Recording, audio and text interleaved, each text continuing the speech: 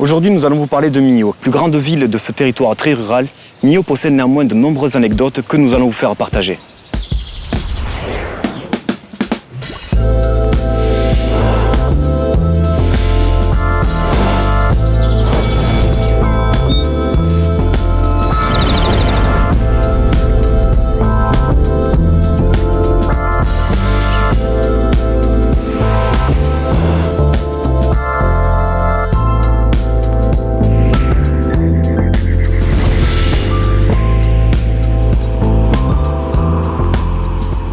Nous sommes au cœur de Millau, sur la place Foch. À travers les siècles, cette place a souvent changé de nom. Place Mage, place de l'ancien hôtel de ville ou encore place du marché. C'est un lieu emblématique de la ville que tous les Millaois connaissent, mais c'est surtout un carrefour d'histoires et d'anecdotes parfois surprenantes. Par exemple, saviez-vous qu'autrefois cette place était un cimetière? Je parie que vous l'ignoriez. La place est connue pour ses passages couverts avec ses colonnes en pierre. Ces colonnes auraient été récupérées dans les couvents détruits par les calvinistes, puis réemployées lors de l'aménagement de la place au début du XVIIe siècle. Sur l'un des chapiteaux, il y a une inscription en occitan, Garo que faras enam que comences, que l'on peut traduire par Prends garde à ce que tu vas faire avant de l'entreprendre.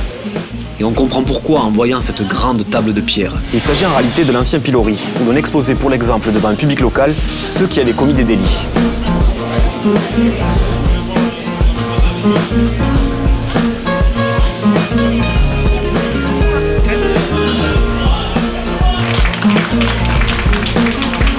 Allez faire un tour à l'église Notre-Dame de l'Espinasse pour admirer les fresques de l'abside.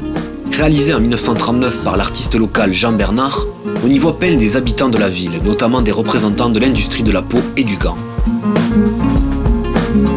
Alors, vous la connaissiez, la place Foch ? Pour terminer notre escapade millaoise, nous avons pris un peu de hauteur en grimpant vers la Puncho d'Agast. Ce lieu marque le début du Causse Noir et il y a dans ces falaises deux grottes qui valent vraiment le détour. Il y a tout d'abord la grotte du Hibou, sur le versant Tarn. Passage obligé du trail des Templiers, cette cavité comporte plusieurs salles et couloirs que l'on peut explorer facilement.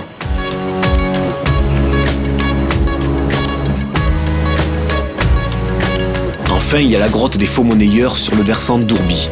Elle est appelée comme ça car on a retrouvé les vestiges d'un atelier clandestin fabriquant de la fausse monnaie. Les faussaires ont même écrit leur nom sur les parois de la grotte et on pense que cet atelier daterait du XVIIe siècle.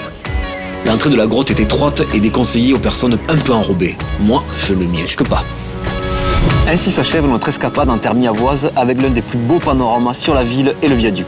Moi je vous dis à bientôt et d'ici là, restez curieux.